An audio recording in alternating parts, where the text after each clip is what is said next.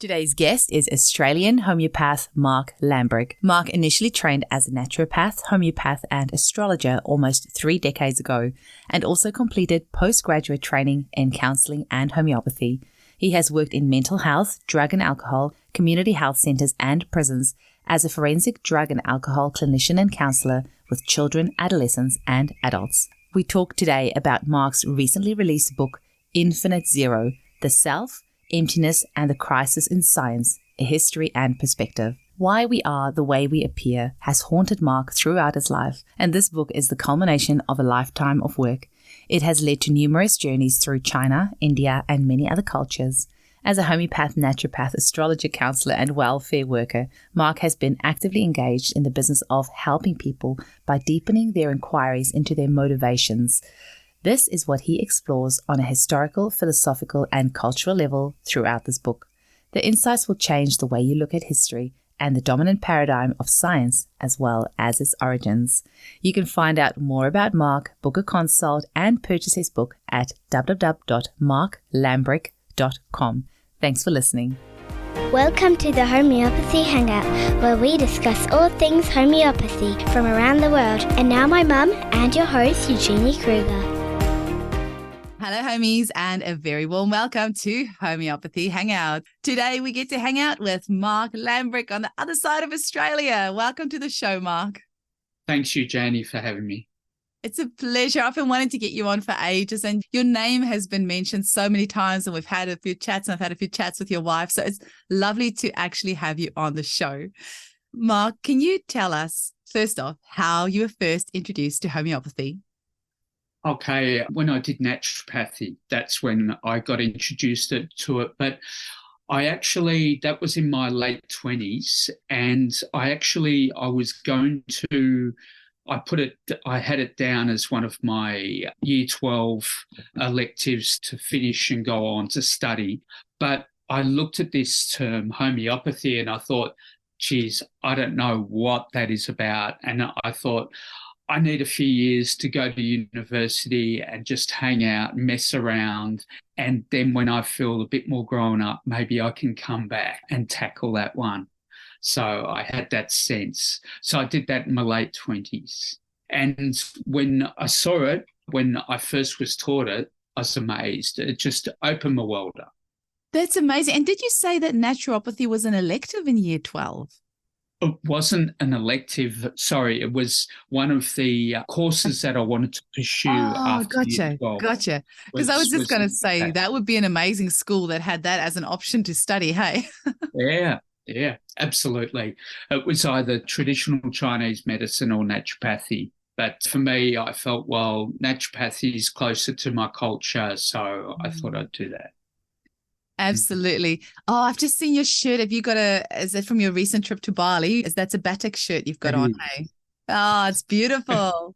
And then you managed to snag yourself a beautiful wife who is also a homeopath, right? Yes, that's right. Exactly. We met like about probably 6-7 years after I'd finished my course in naturopathy.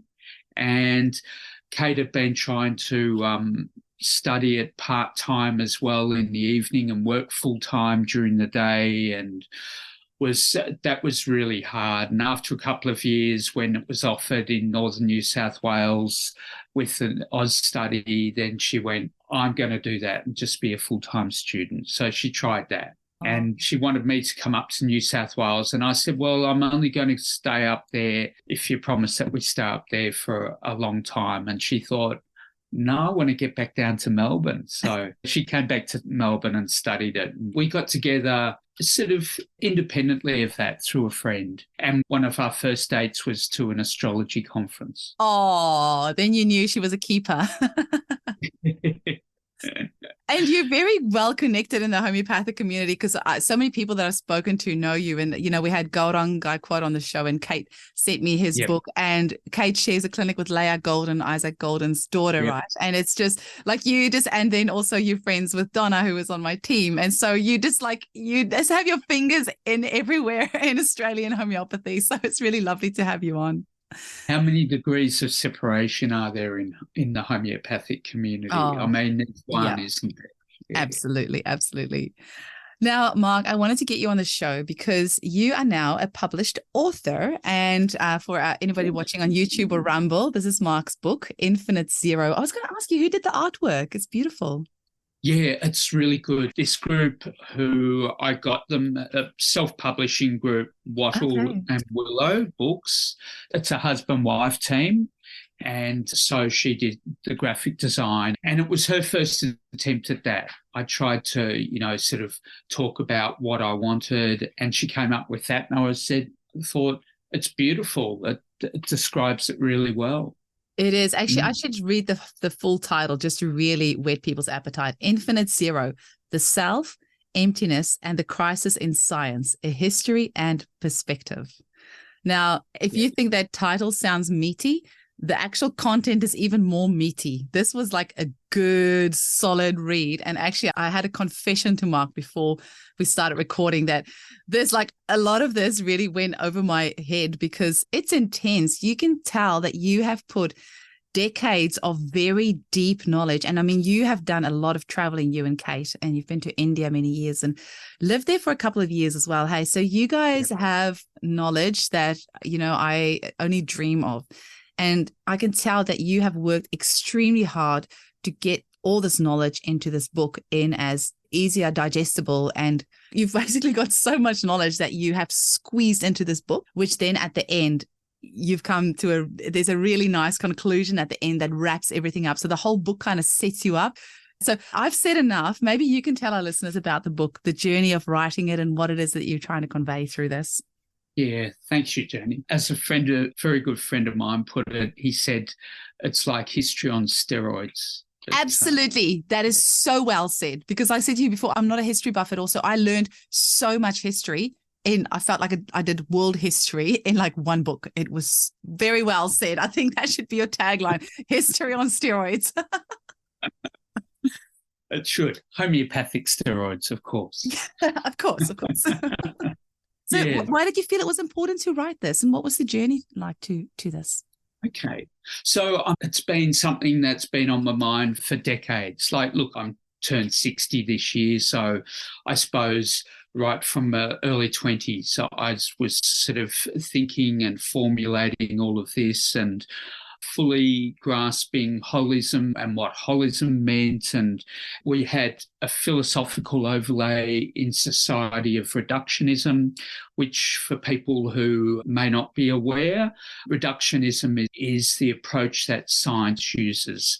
It's about it's looking at phenomena and reducing it to its smallest fundamental particle, to its causal factor. So everything has a cause in reductionism. Whereas holism is quite different. It's a bit like with Chinese medicine, how you get a relationship. So you get how the organ systems, how other organ systems stimulate it, and then the ones afterwards suppress it. So you've got this whole orchestration happening, and that happens in the wider nature too. So that's holism.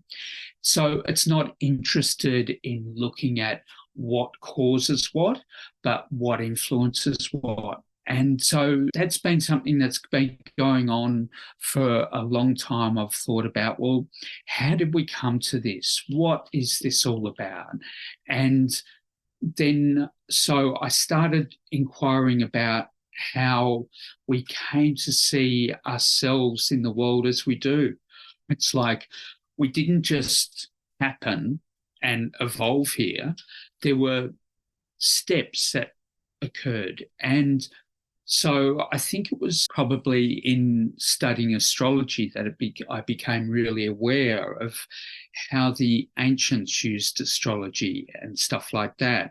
Like, it's not just that the planets or the fixed stars would be in a certain part of the sky and crossing each other that things would happen, but it was like that both happened simultaneously because it was one system. It's like, so you look out there to know what's going on in here. So we don't do that anymore. We look internally and we assess things internally. Yeah. And so that's quite a big jump to go from out there to in here. So I was really curious about what had happened in history to get us to that place.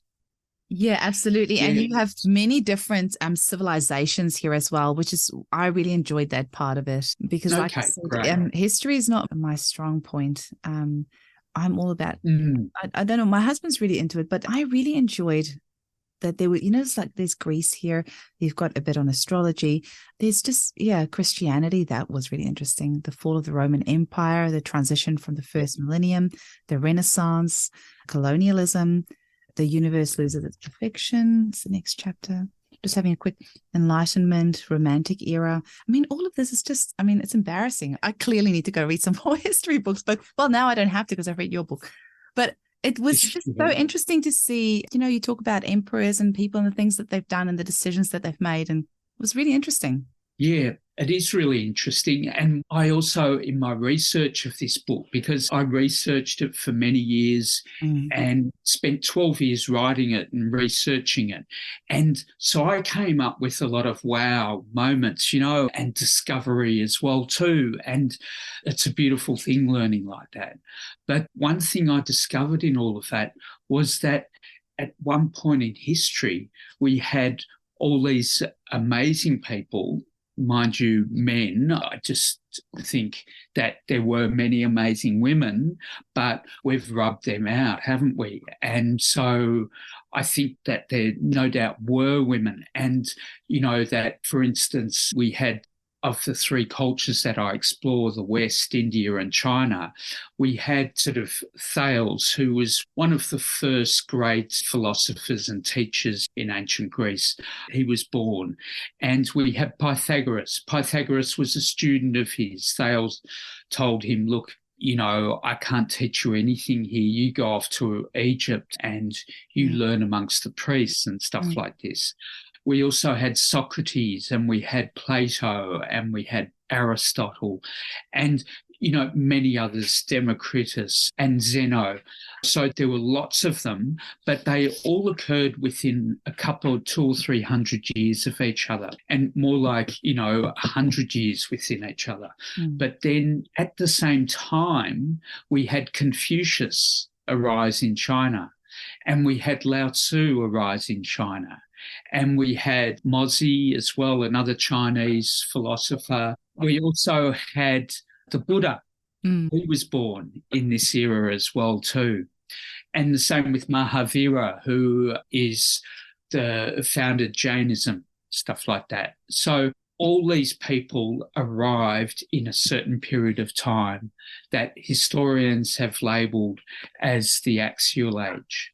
And I thought that was quite astounding that these people are actually the formulators of all the philosophies that we have today, that we all pride ourselves on or that we all know really well when we talk about these people. They all were born at the same time in history. How's that? Brilliant. There are no mistakes. There are no mistakes. That's what I believe anyway. It's like this thing with reductionism that there's a randomness, but this is not random. This is like, we don't get geniuses come up. We do get geniuses come up. Of course we do, but that actually influence thousands upon thousands of years afterwards. Like we're talking, they've influenced the last 3,000 years. As I was reading it, I was just thinking the monumental task that you must have gone through to write this, because there's so many different areas that you're writing on, so many different, China and India and Greece and Rome. And there must have been a lot of research, but you did just say it took you 12 years. I can, probably decades of thinking about it and then 12 years of actually researching it. I can tell that because I did think to myself, I'm sure Kate gave you a hand as well, but really you would really need like a team of writers almost to write and research something like this, because that's a lot of research that went into this. Oh, yeah. I did it on my own, actually. You do? Wow. But I would, on public transport, I would read. When I read, I take notes as well too. So I have a lot of notes of books. Every book I read, I take notes on, and copious notes. Also, I would get up at, say, 4:30 and write till about 7:30 and then go off to work and stuff like this. And it's a good time of the day when you can get a chunk done. Also, walking the dogs too, I would talk as I walked and stuff and record a lot of things too. Any opportunity I'd use to do that.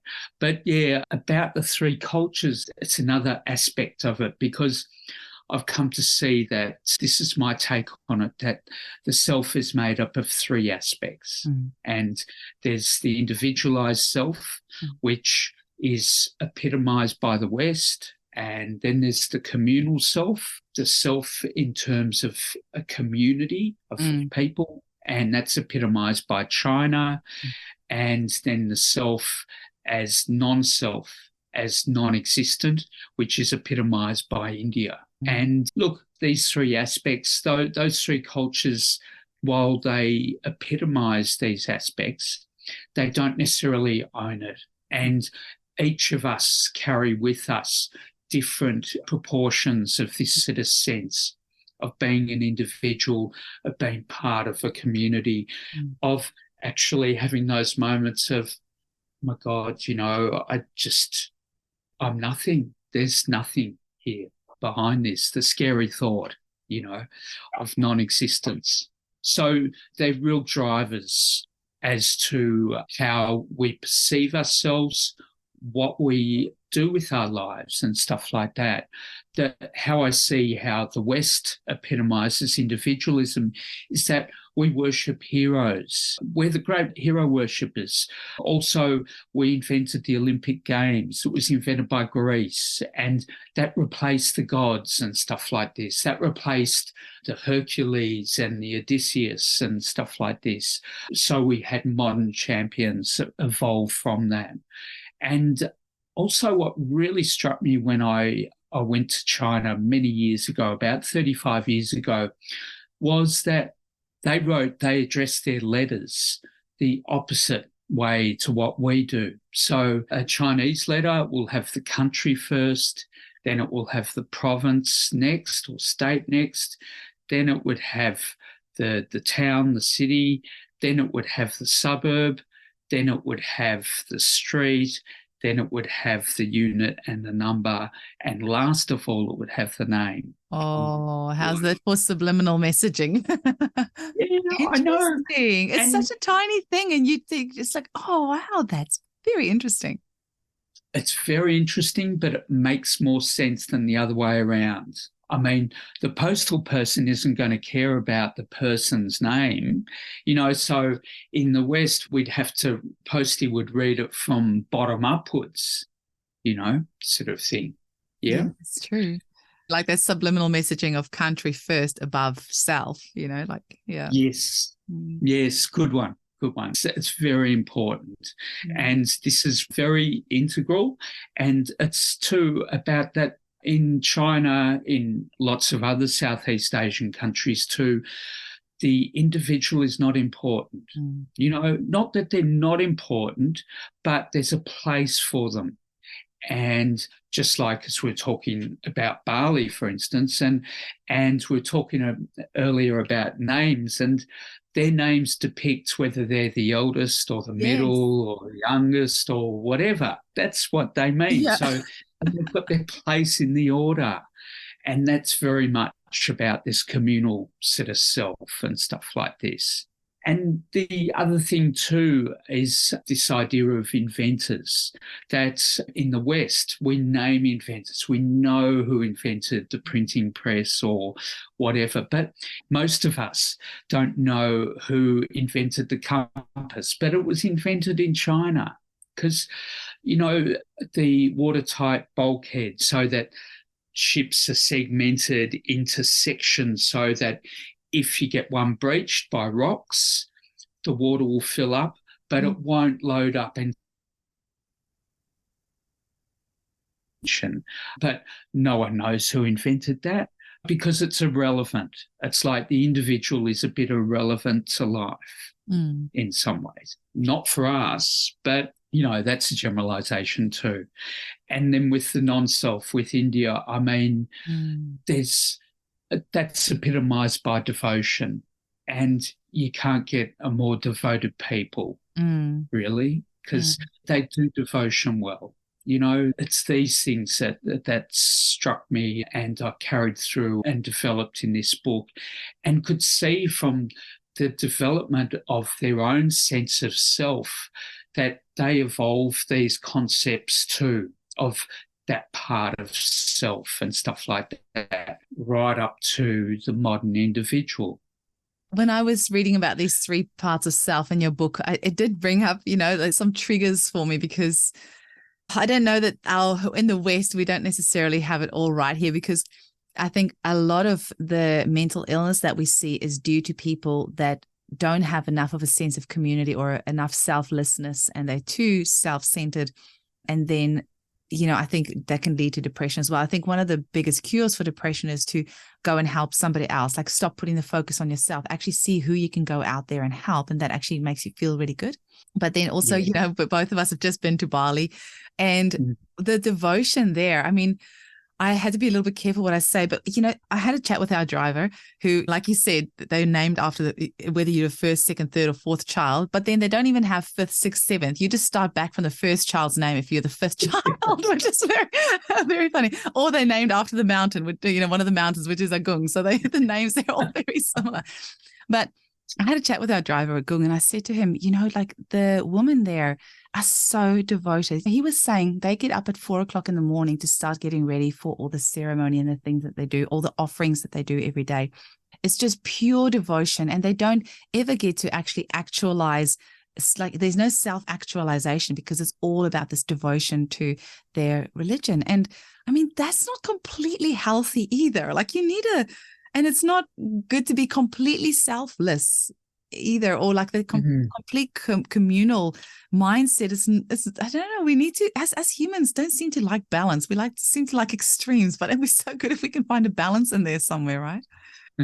Yeah, it's really true. But also too that we need a context for our place in the universe too. And we're brought up with these concepts, and they become part of our skin too. It's like, you know, to be devoted, they're not lost in that. They're not lost in that. Whereas someone who's brought up to think that they're, you know, a prince or a princess or whatever, if they get forgotten about, then they feel it. They feel it badly, you know. And so you've got that context of self. What's my context in this universe and stuff like that? Yeah. Is that homeopath mind of us is always trying to go behind. Why is the person doing what they're doing? What's behind that? What's the driving force behind that? And I can, like, you really are the perfect person to have written this book, because that inquiring homeopathic mind of yours is, you can see really how you were getting behind why people were doing all these different things across all the various countries and civilizations over time. But just your title is fascinating, Infinite Zero. What on earth does it mean? Okay, so what it means is that if you've got the number line, so you've got number 1, you've got 1, 10, 100, 1,000, 10,000, so on, and you can keep on adding a 0 to the end, to the right-hand side, and you'll keep on getting larger numbers going towards infinity, that's the one. So I've got to just on YouTube. Then if you go the other way, great. Oh, sorry. I've just got an image up here for anybody on YouTube or Rumble. I'll hold it up and you can keep talking, Mark. Sorry. That's all right. So if you then take the decimal place to the left and you go from 10 to 1 to 0.1 to 0.01 to 0.001 and so on, you go towards 0, but you can never get to 0. 0 does not exist, just like infinity doesn't exist on our plane anyway. I liken the idea of 0 is that's what we're getting towards with our homeopathic potencies, is that we're getting closer and closer to 0. And I also, my whole thing about it too is that I think black holes are also, they are as close as you can get to zero before you disappear. Yeah. So black holes, as we know, are immensely powerful. They're at the center of most galaxies, or all galaxies. I'm not sure, but I know the Milky Way galaxy has a big black hole in the center. And this black hole actually, all the solar systems and billions of solar systems in the Milky Way galaxy rotate around it. So it's got all this phenomenal matter and weight to it, and nothing actually contains it, draws it in, and how impressive is that? That's as impressive as infinity. There is a thing, though, and like what you said with the book, like that going to infinity, that graph the gradient gets less and less and less. So you reach a certainty, you reach a predictability, and you don't get much change. Whereas as you go towards zero, the graph just drops so dramatically. So the change is just so infinite. With each dilution, it just gets more and more powerful. It builds up its power. And as we know with the megapotencies, the it's like you're getting towards this sort of 0 point where profound shifts can happen. Yeah, I am loving the megapotencies since I've had Jill on the show, 150-ish somewhere she was. I have been having so much fun with the megapotencies, and I'm just really annoyed that we weren't taught more about them in college, because but everything happens in its time, right? And it's been an evolution for me. But I've had so many years of fearing using big potencies, even 10Ms, and now I think nothing of prescribing a 10mm. Right. Don't even flinch at it. Yes, yeah. And I was the same too, and there was this real trepidation. And I think with us coming from the West, it's like this scientific sort of focus. I call it not only reductionism, but materialism. So we're very steeped in materialism. So going down towards zero is very confronting. It can be. I feel it's very confronting, and you've got to really take a deep breath and go, still going to be here afterwards, but yeah, absolutely. And the joy in actually taking that step and moving forward. I think that there's a certainty within that we need to take from this book too. It's about that with technology. It's been fantastic. We've done so much with it. It's great, but it's actually a shackle that we wear as well too. This is the shortcoming of it, and we need to be aware of it. We need to use it, and we need to be aware of its shortcomings. And what its shortcomings are is that it's so steeped in materialism that we actually are starting to not trust ourselves, and we're trusting technology instead. Like, you get a pathology report and people go, oh, I'll find out what my bloods say and then I'll know for certain what's happening. Or cancer, for instance. There was a program on SBS some years ago where they were interviewing juveniles who had cancer, and the vast majority of them said they had no idea that they had cancer till there was a diagnosis. And I think there's a certain sense of not being in touch with ourselves, because if you don't actually validate yourself and validate within, and you validate what's material, we're going to run into problems like this. And I love this about homeopathy, that it's all about experience. That's number one. And we repertorise upon a patient's experience. They try and describe what's going on, and we go, oh, that's really curious. I'd love to. And then we try and find a rubric to match. And it's you can spend hours doing that, can't you? Absolutely. You're so right. And I think so many clients that will have all, so many symptoms, say, for example, of hypothyroidism, but their test might not necessarily show because they're not quite clinical yet, but all the symptoms are there. And so sometimes because we trust the pathology test more than we do our own instincts, things do get missed. And that's definitely my wish as well, for people to get in touch more with their intuition and just listen to their bodies. We've been so trained from a young age. The second we feel something, to numb it out. And I actually have a really big issue with parents who just dose their kids up with Panadol for something like teething. And yes, teething is painful. I remember my wisdom teeth coming through when I was 18. It was very painful. And you've got a baby and they're crying and you don't like seeing your child in pain. But really, there's something to be said for wanting to numb your child every time they experience pain, because that's kind of, it puts us into that mental state of, the second I feel pain, it needs to be numbed out. And as a child, that's fine. But when you're an adult, that means alcohol and drugs and everything else, because I don't want to feel that pain, mental, emotional, physical. So let's numb it out. So I think there's a fine line. Obviously, I'm not saying if your child breaks their leg, let them suffer. But if they're in teething pain, we've got homeopathic remedies that we can use to strengthen the vital force. You don't have to go and numb everything out, just so that the person can feel where's the pain. Actually, I'll give you a really good example. How's this? So I ruptured my appendix January last year. And because I haven't used Panadol in over a decade, I went up to our local hospital here because we live rural. They gave me a Panadol. It took all my pain away. So I went home.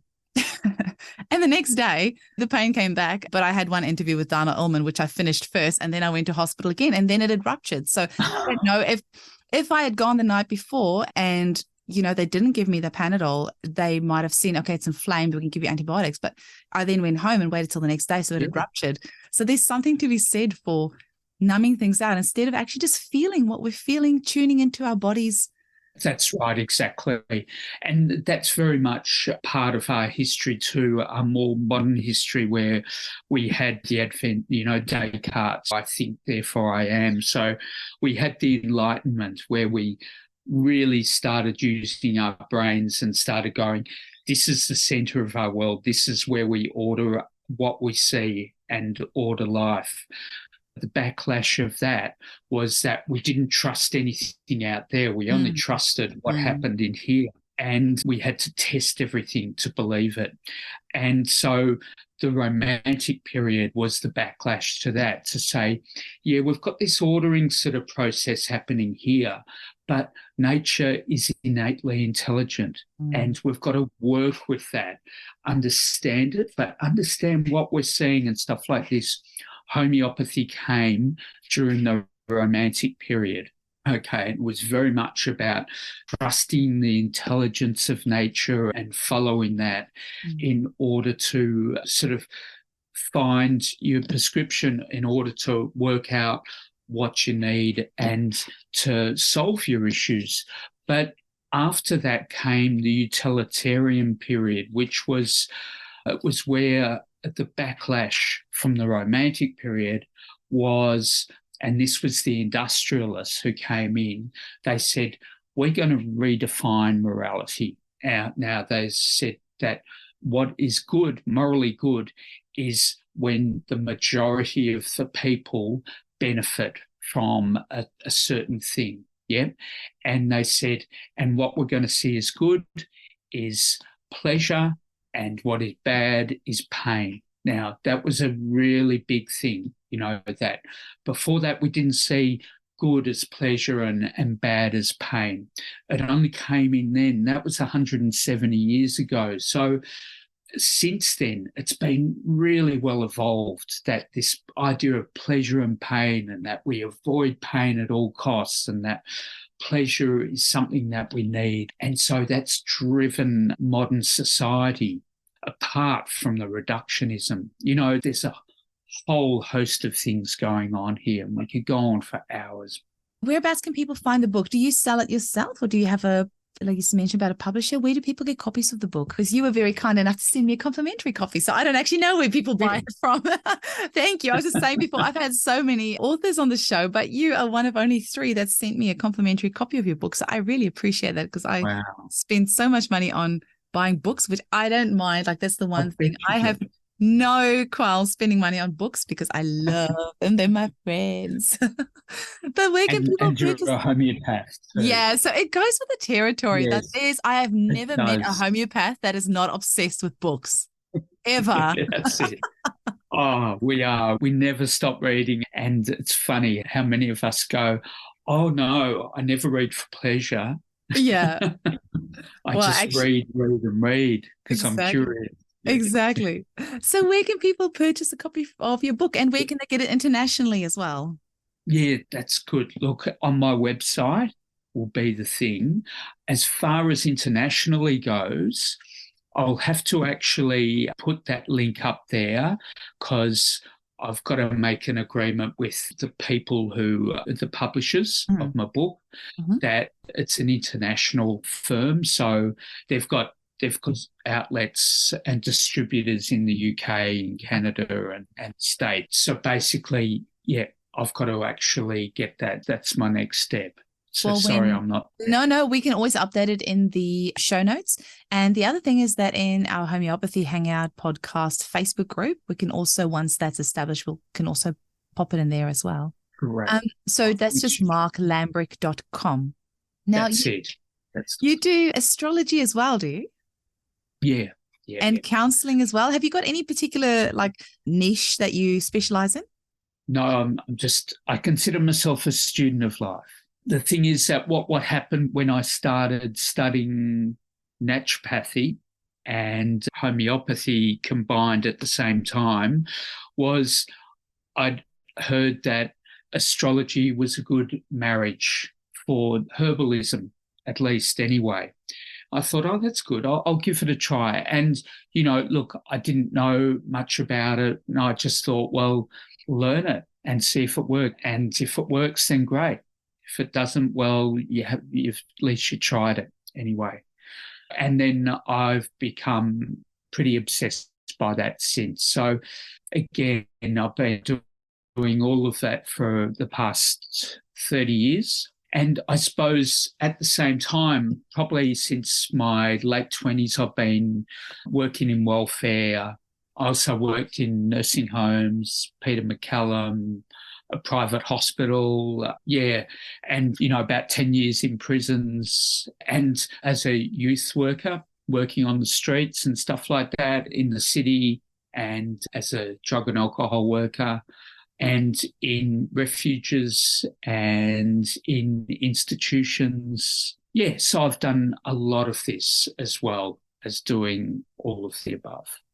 That is pretty intense. When you went into the prisons and on the streets, would you use homeopathy or naturopathy or a bit of everything, astrology or? Yeah, look, for a period of time there, I was employed as a primary health worker, as a primary health youth worker. So then I did work with homeopathy and I'd get kids supplements and all of that and refer them to Kate as well too and stuff like this. And so did all of that.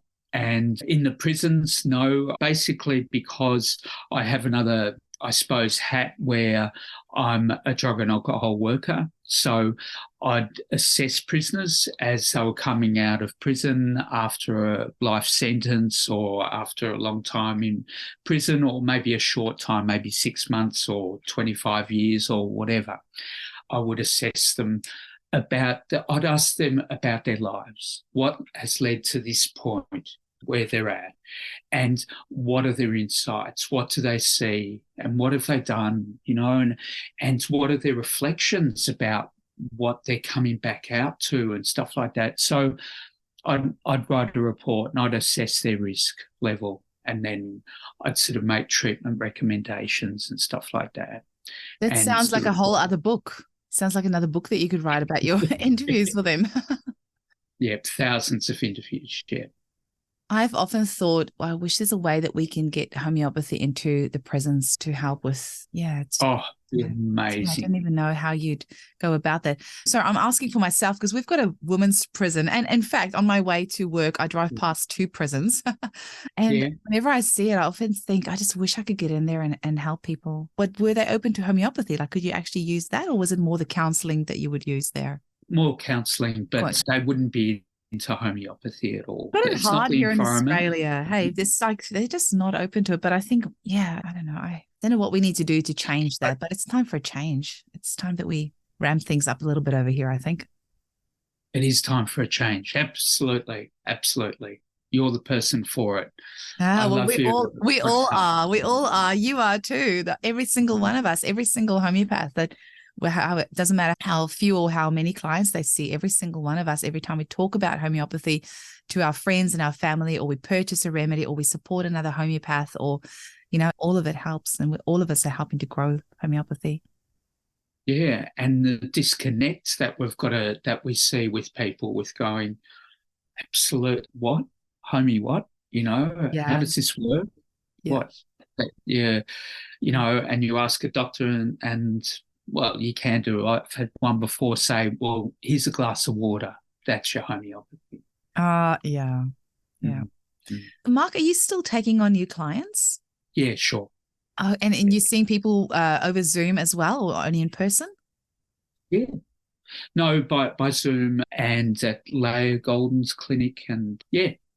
Oh, amazing. And she's got a new clinic. Did you guys move along to the new clinic? Did you? Oh, cool. It's beautiful. It's beautiful. It's so good. And I'm going to run astrology courses from there too. That is cool. You'll have to send me details. Are they in person or online? So in person from both. Okay, amazing. To be fair, I have been too scared to learn about astrology. I know a lot of homeopaths. I've had several homeopaths on the show who use astrology as well. I'm too scared to go there because I have heard that is at least as vast as homeopathy, if not more. And I'm just like, I already have so many homeopathy books that I could not even read them all in 10 lifetimes. So I'm too scared to go down the astrology path, but it does sound like it can be such a good in your homeopathic consultation and really help you to see the person on a deeper level, hey, and know things about them that they don't even know about themselves. Well, exactly. Or it could prompt you to go into a particular area going, I'm going to tease this out a bit more because you need to know about those sort of spots. And, just a context to that, astrology is the first science. Everything evolved from that. Mathematics evolved from astrology. It didn't evolve from measuring up land and for property or whatever, but it evolved from the ancients wanting to know how many degrees something was from something and stuff like this. So mathematics evolved from astrology. Interesting. Mark, any final message that you want to leave our listeners with? No, look, I really hope that you enjoy the book. If you get it, it is a big read, as you were saying. It's something you can put down and pick up and stuff like that, or you can reread. I think it's been a labour of love. And I was about to say, to finally have it out. This is a labor of love. You can see that you have put blood, sweat, and tears and ridiculous hard work into writing this. So this is definitely, what a beautiful testament to leave behind. It's a legacy. I know. Really. I can't agree more.